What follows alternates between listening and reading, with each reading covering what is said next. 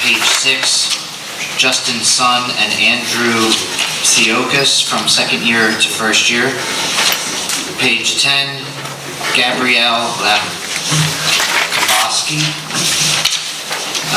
Kolsnek, from 27 days and the corresponding amount to 14 days, 2,578.64. Also on page 10, Nestor Pagan, from 27 days to 13 days, 2,395.38.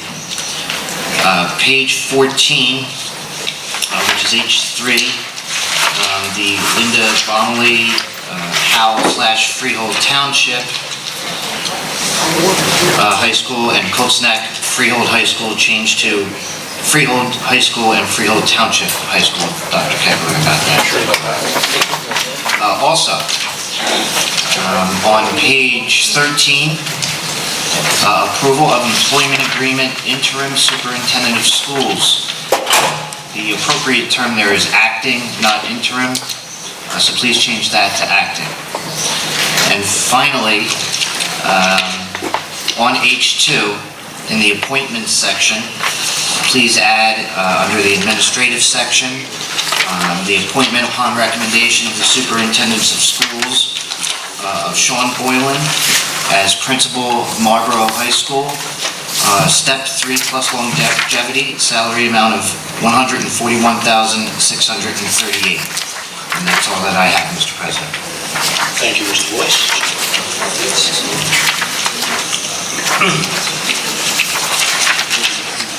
Okay. Public comments. Gloria Close.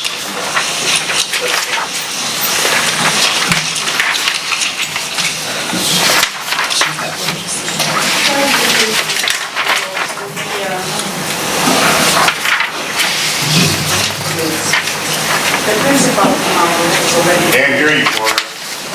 I'm sorry, I really couldn't hear you. Was the principal appointed already? Mr. Boyce just put a resolution to hire the principal on the agenda. I can speak here. By all, I have a lot of... Gloria, you just like... Gloria, you want to come over? Can't hear you, Cora.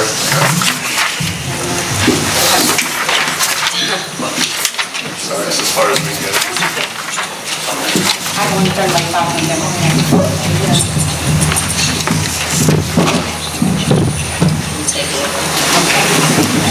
Good evening.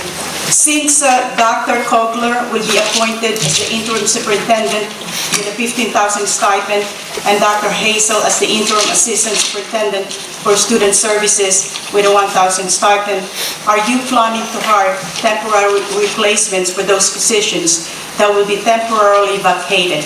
Or will Dr. Kogler and Dr. Hazel perform dual responsibilities until the two positions are filled in? The appointment of the Marlboro principal is on the agenda for tonight. Instead of making a hasty appointment in this position, is it possible to table the appointment in order to allow the residents a chance to know who are the candidates out for the position? We already had bad experience with appointments done in closed session. Mr. Wasser is leaving, and I think we should let Dr. Kogler be in charge of that appointment. It is summertime, and we don't have to rush tonight to appoint a new principal for Marlboro. Have you received a word from Mr. Chandler as far as suggested 4.5 million cut? I noticed that there are non-tenured teachers and assistant principals who were advised their contracts will not be renewed but are now being reappointed on this agenda. I have comments from the previous board meeting. I'm responding to several of Mr. Moses' comments directed to me. Mr. Moses again mentioned that the mayors who recommended a 4.5 million reduction after the budget was defeated had a hidden agenda and is going after the board. The voters have spoken strongly to defeat the budget. The mayors of descending towns have to listen. Majority agreed that 4.5 million is a sound amount to be cut without jeopardizing the quality of education in this district. Mr. Moses, again, the mayors are not trying to penalize the board. You also stated We have not seen you when you lose your temper when you're coaching. I am glad that my children did not have you as a coach. I would have removed them from your leadership I immediately. think that's enough, Mrs. Close. I don't believe- That's enough. That's enough. It's a personal attack, unnecessary. I'm just, excuse me, sir, I'm just answering the comments that he made at the last meeting. No, Mrs. Close, I'm sorry, you're not. You're pointing out a specific Okay, and board member lastly- and making negative comments.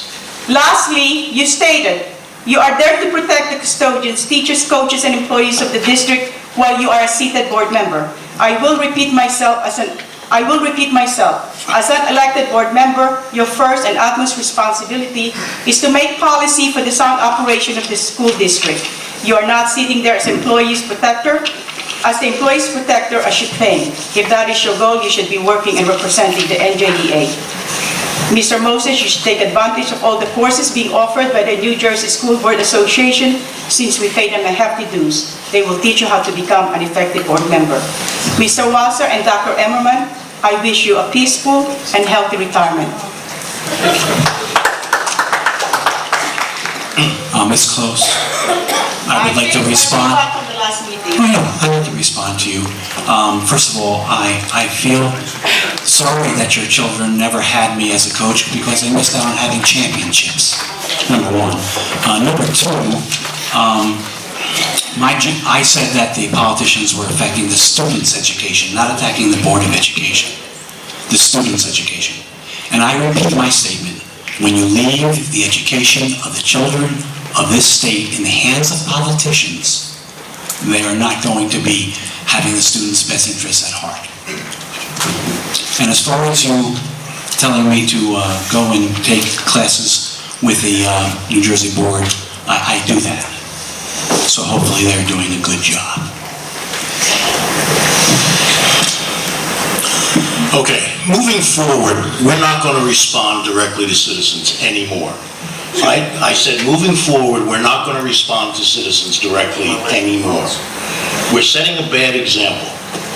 And regardless of what they say, that is their right to say it. And it is my right to respond. It is your right to respond privately, not take the board's time to respond. You're letting them have the time to That time is their right. and I don't have the right. That's right. You're saying I don't have the right to respond? Yes, that's right. Well, maybe you have spent years sitting here taking their comments. That is not my constitution. Well, then your constitution needs to change and take it offline. Maybe you should vote me off the board. What? It's all right. No, we're wasting too much time. At the end, the board members have a right to comment. At the end. At the end, we didn't say at the end. That's what she said, at the end, okay? Technically, our policy does not say that. Board members have a right to comment at the end. Jim Sage, please. Jim Sage, Marlboro. Sean, this is kind of addressed to you. On page 4, it lists first, second, and third year personnel being reappointed. Page 13 lists stipends of the newly selected acting superintendent and acting assistant superintendent. My question on this matter is this: how can these reappointments and stipends be determined without any budget information, or is there budget information to report? The second question on page 31, there are various dollar figures for various NCLB title grants. Therefore, when approved, would this board consider redirecting those monies to other accounts than those originally intended as was done earlier this year? Those are my two questions.